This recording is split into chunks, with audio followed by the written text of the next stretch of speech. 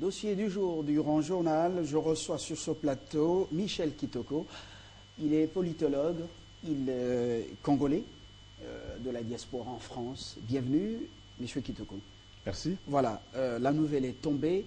Le groupe terroriste, le mouvement du M23, la pseudo-rébellion congolaise sur le sol donc dans l'Est de la République vient d'être classé, considéré comme étant un mouvement terroriste au même titre que les FDLR.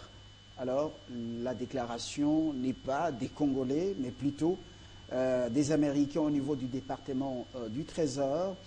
Il a d'ailleurs annoncé d'autres sanctions sévères contre les deux groupes terroristes, les FDLR et le M23, tous deux mouvements terroristes rwandais sur le sol congolais. D'abord, les premières impressions, la première réaction après avoir appris cette nouvelle. Moi, je pense que c'est une nouvelle qui tombe à pic et c'est une très bonne nouvelle. Beaucoup de gens s'y attendaient à ça. Ça fait depuis longtemps qu'on a toujours considéré, surtout nous, les Congolais... Ce n'est pas une surprise. Non, pour moi, ce n'est pas une surprise parce que moi, je considérais toujours ce mouvement comme étant un mouvement terroriste qui terrorise la population locale et qui va dans le cadre vraiment de créer carrément l'enfer sur le territoire congolais. Un mouvement qui, on attend, de viols à tout bout et de massacres en tout moment. Ce n'est pas un mouvement susceptible même de diriger ce pays. La diplomatie congolaise a-t-elle le vent en poupe? Moi, je pense que la diplomatie congolaise est en train de faire son travail. C'est déjà une bonne chose et une bonne nouvelle d'ailleurs quand on attend ça. Mais nous ne devons pas nous contenter maintenant des sanctions qui peuvent venir de l'extérieur du pays. Là encore, c'est la communauté internationale qui essaie de faire quand même un effort nécessaire pour que ce mouvement-là soit considéré comme un mouvement terroriste. Parce qu'on sait le dégât que ce mouvement a commis sur le territoire congolais. Aujourd'hui, ce mouvement, on est en train de négocier avec ce mouvement au nom de quel principe? Alors que c'est un mouvement terroriste. Et les mouvements terroristes, on ne négocie pas avec.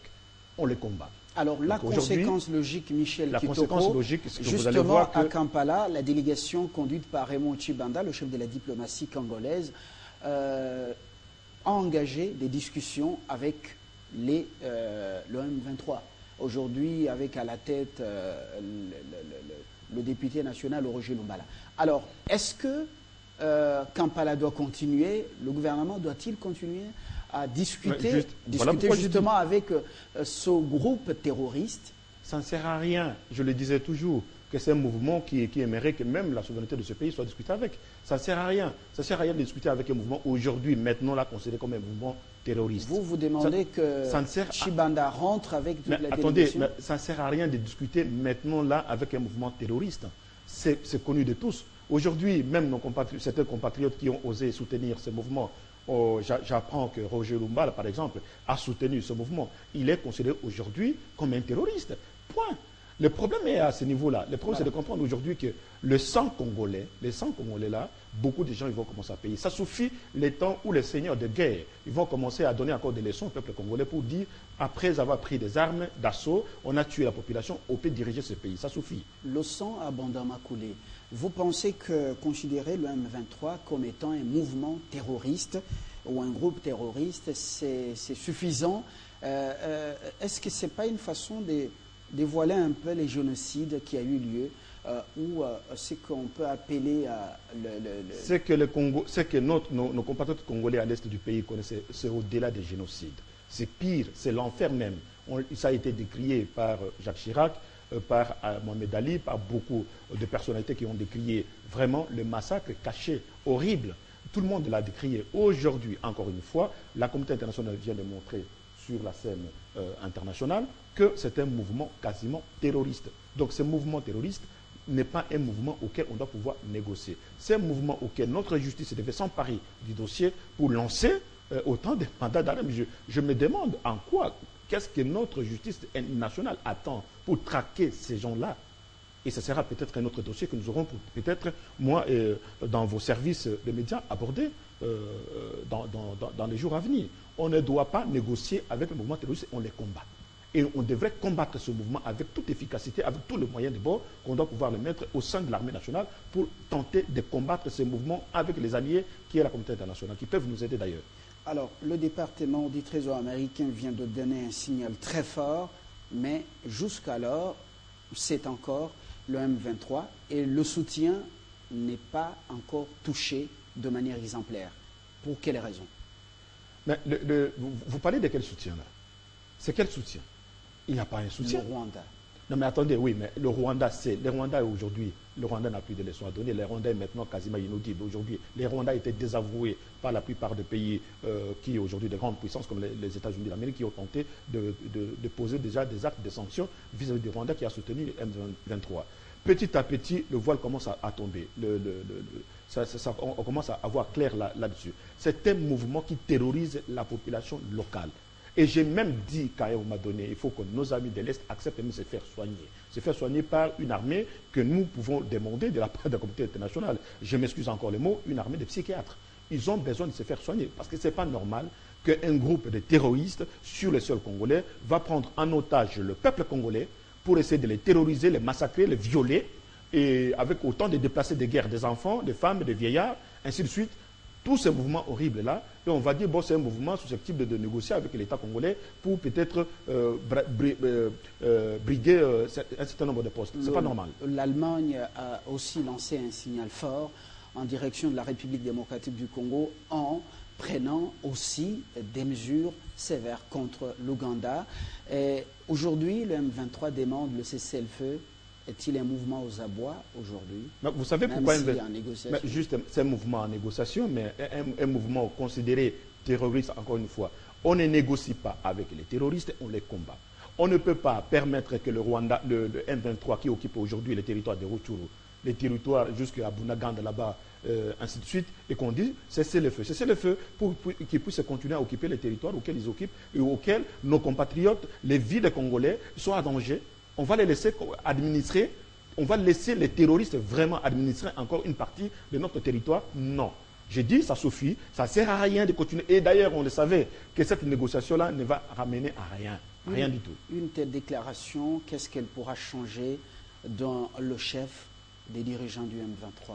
Ce qui va changer, selon moi, ce qui va changer, c'est qu'ils ont compris maintenant que ça suffit cette époque où on peut prendre les armes sur le territoire congolais pour essayer de briguer encore des postes. Ça suffit, c'est révolu cette époque-là, où on peut tuer, massacrer, violer, et après on est récompensé par un poste. Ça suffit cette époque-là.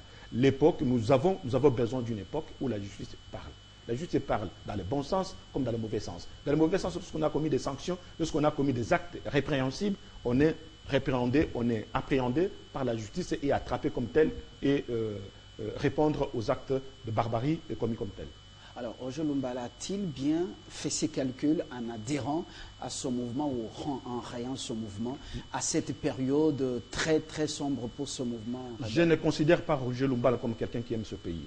Je ne considère pas Roger Lumbala comme un patriote qui aime ce pays. Je ne considère pas Roger Lumbala, encore moins quelqu'un qui peut être dans l'hémicycle de députés pour ne serait-ce que légiférer une seule loi susceptible d'aider ce peuple congolais. Il a démontré ses défaillances, sa trahison. Il mérite ce qu'il doit pouvoir mériter. Sur la liste maintenant des terroristes, il doit répondre maintenant, non seulement auprès de la communauté internationale, mais peut-être demain ou après-demain, la justice congolaise qui l'attend. Alors comment jugez-vous le fait que la déclaration du département justement du Trésor américain puisse tomber après les sanctions prises par l'ONU contre les deux dirigeants du M23? Ce qui est normal, c'est un processus.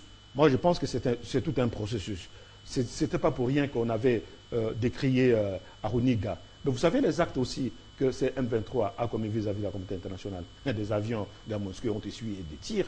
On ne va pas lancer des tirs comme ça contre les éléments de la communauté internationale, sans pour autant qu'il y ait des retombées, des sanctions. Hein.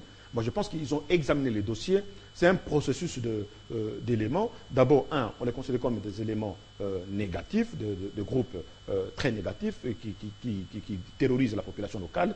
Et ensuite, même les pays qui soutenaient ces mouvements étaient aussi sanctionnés. Il fallait s'y attendre que du jour au lendemain, lorsque l'enquête commençait à s'éclaircir sur un certain nombre de choses, que ces auteurs-là soient poursuivis par la communauté internationale et déclarés comme mouvement terroriste sur la liste des terroristes. Donc, plus que jamais, ils doivent se mettre en tête qu'ils sont là, ils ne peuvent pas voyager, ils ne peuvent pas aller ailleurs, sinon ils seront poursuivis, arrêtés et répondre à la justice. Est-ce que le Rwanda, une fois ces gens sur son territoire, pourra-t-il les livrer facilement? C'est ça encore le problème du Rwanda. Moi, vous savez, le jeu que le Rwanda est en train de jouer face à ce mouvement M23, le Rwanda qui a déjà décrié, qui a toujours nié, qui n'a jamais été derrière le M23, bien que la communauté internationale, le rapport de nos services internes, le chef de l'État l'a dit lui-même, ainsi que tous les rapports des Nations Unies, démontrent que le Rwanda a clairement soutenu ces M23. Aujourd'hui, les choses sont claires. Non seulement que le Rwanda a soutenu un mouvement que moi je considère un mouvement terroriste, mais le Rwanda n'a qu'à regarder les choses en face. On ne peut pas sanctionner un mouvement sans pour autant qu'on puisse tirer des conséquences. Alors, donc, il y aura des conséquences, ça c'est sûr et certain, des conséquences auprès des pays qui en hébergent. Et là, la communauté internationale sait que le Congo n'héberge pas, le Congo subit. Le Congo subit ces mouvements voulus par un pays qui s'appelle le Rwanda de Paul Kagame. Alors, plus de 7 millions de morts sur le territoire congolais, des Congolais bien entendu. Vous pensez que c'est juste d'appeler seulement ces mouvements FDLR, M23, groupes terroristes, et puis on se limite là? Ça ne suffit pas. Ça ne suffit pas. Moi, je dis, j'en appelle vraiment au sens de la communauté internationale. Je dis, et aussi au peuple congolais tout entier, nous devons nous unir aujourd'hui.